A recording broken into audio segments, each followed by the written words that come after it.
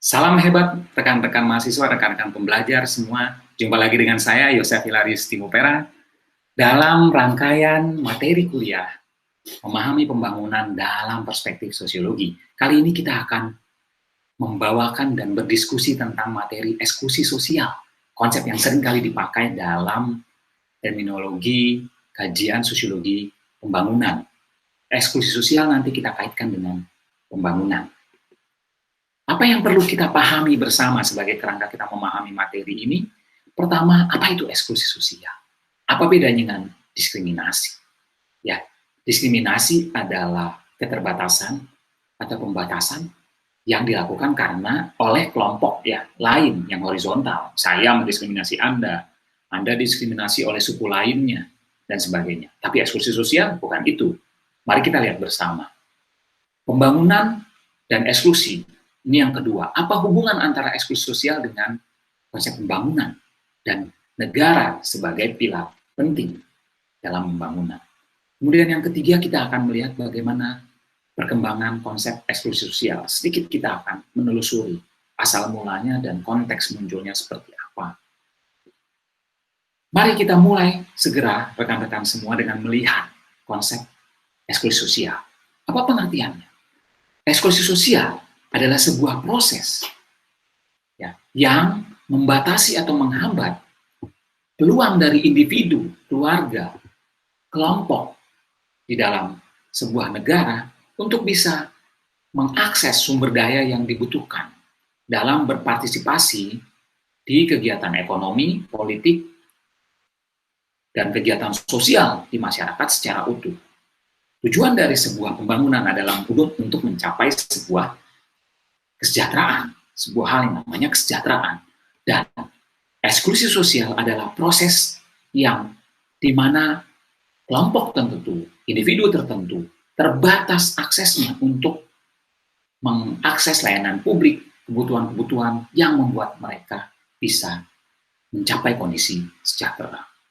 Pertanyaan muncul dari istilah dan pengertian di atas.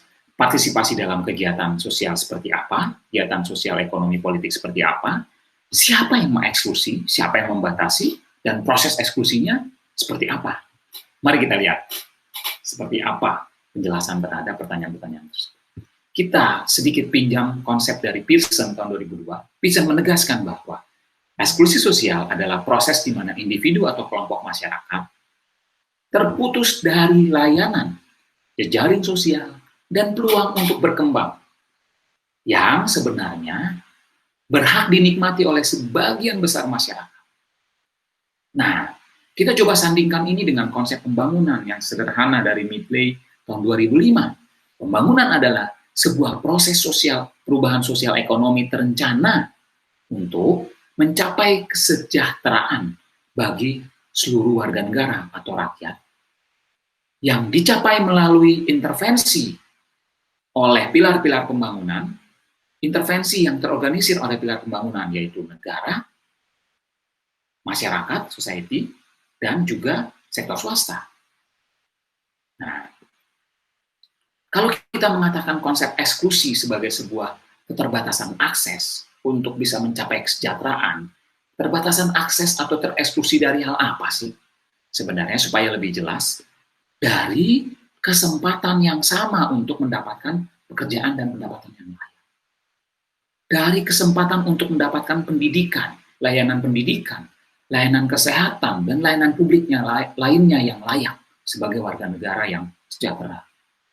Kesempatan untuk bisa berpartisipasi secara politik, secara baik. Jadi, sebuah eksklusi sosial adalah sebuah proses di mana warga negara yang sebenarnya memiliki hak untuk sejahtera, memiliki hak atas pencapaian pekerjaan, pendapatan yang layak, akses layanan publik yang layak, dan partisipasi politik, hak yang sama untuk semua, tidak bisa mendapatkannya atau terbatas aksesnya terhadap hal itu.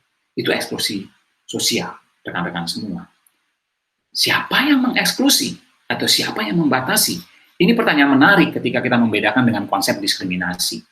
Diskriminasi adalah pembatasan atau keterbatasan yang dibuat oleh kelompok lain secara horizontal. Suku ini mendiskriminasi suku ini, ras ini mendiskriminasi ras ini, dan sebagainya. Individu ini mendiskriminasi individu ini, kelompok ini mendiskriminasi kelompok ini, dan sebagainya. Dalam konsep eksklusi, siapa pihak yang mengeksklusi atau membatasi? Itu adalah negara. Mengapa negara?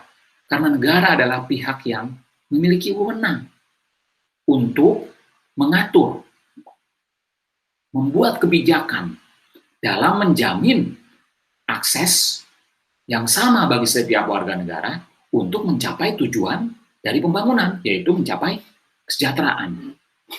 Ya, terpenuhinya kebutuhan dasar, terpenuhnya akses terhadap pelayanan publik yang berkualitas, dan partisipasi politik, ya, rasa aman dan sebagainya. Jadi, apabila negara tidak mampu menyediakan kebijakan, intervensi kebijakan untuk bisa menjamin hak yang sama, akses yang sama terhadap kebutuhan dasar yang berkualitas, layanan publik, dan juga partisipasi politik dan rasa aman tadi, negara sudah mengeksklusi. Kenapa? Karena legitimate power untuk membuat kebijakan dalam menjamin hak yang sama ke aspek-aspek kesejahteraan tadi ada pada negara. Jadi siapa yang mengeksklusi dalam konsep eksklusi sosial ini? Negara yang tidak mampu secara optimal membuat kebijakan untuk bisa membuka akses yang sama bagi setiap warga negara dalam hak-haknya tadi. Berbeda dengan konsep diskriminasi. Seperti apa eksklusi sosial terjadi, rekan-rekan pembelajar semua? Tidak adanya regulasi yang menjamin akses yang sama tadi, ya, membuat kondisi yang senjang antar bagian-bagian masyarakat. Lalu kemudian mekanisme pasar dibiarkan sehingga yang mampu mengakses, yang tidak mampu tidak bisa mengakses. Nah, inilah eksklusi sosial kemudian terjadi. Jadi kebijakan tidak mampu membuka akses untuk semua, akhirnya yang terjadi kondisi yang senjang dan survival of the fittest, persaingan bebas, mekanisme pasar dibiarkan. Eksklusi terjadi. Siapa yang tereksklusi?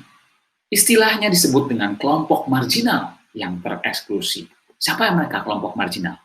Kelompok marginal adalah kelompok-kelompok masyarakat yang tidak bisa mengikuti alur pembangunan, tersisih dan terbatas aksesnya pada sejumlah aspek pembangunan, pada sejumlah aspek kesejahteraan, yaitu layanan publik yang berkualitas, kondisi ekonomi yang baik, pendidikan dan kesejahteraan, pendidikan dan pekerjaan yang baik, akses terhadap layanan-layanan kebutuhan dasar yang baik, layanan publik, dan partisipasi politik. Mereka yang marginal, kelompok marginal adalah kelompok yang terbatas aksesnya pada aspek-aspek kesejahteraan tersebut. Nah, di bagian kedua ini kita lihat sekilas ya, rekan-rekan. 1-2 menit kita lihat secara histori munculan konsep eksklusi sosial. Konsep eksklusi sosial mulai digunakan di Perancis, rekan-rekan semua, pada tahun 70-an. Dan konsep ini muncul sebagai sebuah reaksi konkret atas mekanisme pembangunan yang berlangsung di Eropa Barat waktu itu. Mekanisme waktu itu, pembangunan, model ekonomi pembangunannya, kesejahteraan diserahkan pada mekanisme pasar. Negara tidak terlalu banyak perannya. Ya, negara tidak terlalu banyak perannya. Nah, market mechanism, bukan state mechanism. Nah, sistem industrialisasi yang berkembang diiringi dengan state yang perannya sedikit, membuat mekanisme pasar yang menjadi dominan. Dan konsep eksklusi mengacu pada ketidakmampuan sekelompok orang-orang tertentu untuk bisa menikmati keuntungan dari pembangunan itu, ya, dari industrialisasi yang berkembang. Misalnya kelompok orang cacat, manula, kelompok miskin, kelas pekerja miskin, dan sebagainya. Nah, ini yang kemudian memicu munculnya istilah atau konsep negara kesejahteraan, ya. Jadi sekali lagi, konsep eksklusi sosial ini menekankan pada self-regulating market, ya, reaksi terhadap self-regulating market, ketimpangan yang terjadi karena urusan kesejahteraan diserahkan pada mekanisme pasar, ya, tanpa proteksi sosial dari kebijakan negara. Kemiskinan kemudian terjadi, khususnya pada kelas pekerja, akibat proses industrialisasi dan mekanisme pasar tanpa proteksi kebijakan negara itu. Di sisi lain, negara juga mengambil pajak dari itu. Akibatnya muncul reaksi-reaksi kekuatan sosial untuk menuntut jaminan sosial, untuk menuntut proteksi, sehingga ada hak yang sama, rekan-rekan semua. Pada akhirnya, konsep eksklusi sosial ini kemudian muncul beriringan dengan konsep negara kesejahteraan. Sistem negara kesejahteraan menghasilkan redistribusi terhadap akumulasi modal. Jadi negara melakukan proteksi, mengambil pajak, sekaligus meredistribusi untuk melakukan jaminan-jaminan sosial, memberikan jaminan-jaminan pada kelompok-kelompok yang tidak mampu menikmati keuntungan dari pembangunan, tidak mampu menikmati kesejahteraan. Nah, pada konteks itu, pada konteks negara kesejahteraan ini, mereka yang miskin dan masih tersisih, meskipun intervensi negara sudah dilakukan, itu disebut sebagai kelompok yang tereksklusi. Dan mereka yang miskin, ya, kelas bawah di Amerika Serikat juga disebut sebagai kelompok yang tereksklusi. Ini asal mulanya, eksklusi sosial selalu disandingkan dengan istilah kemiskinan. Dan eksklusi sosial selalu disandingkan dengan istilah negara kesejahteraan. Sudah ada welfare state, redistribusi pajak kepada pihak kelompok-kelompok yang marginal, tapi masih terbatas akses. Eksklusi sosial terjadi dan semakin jelas kaitannya dengan kemiskinan. Demikian rekan-rekan yang bisa kita diskusikan di video kali ini. Salam hebat untuk kita semua, salam sehat, salam luar biasa.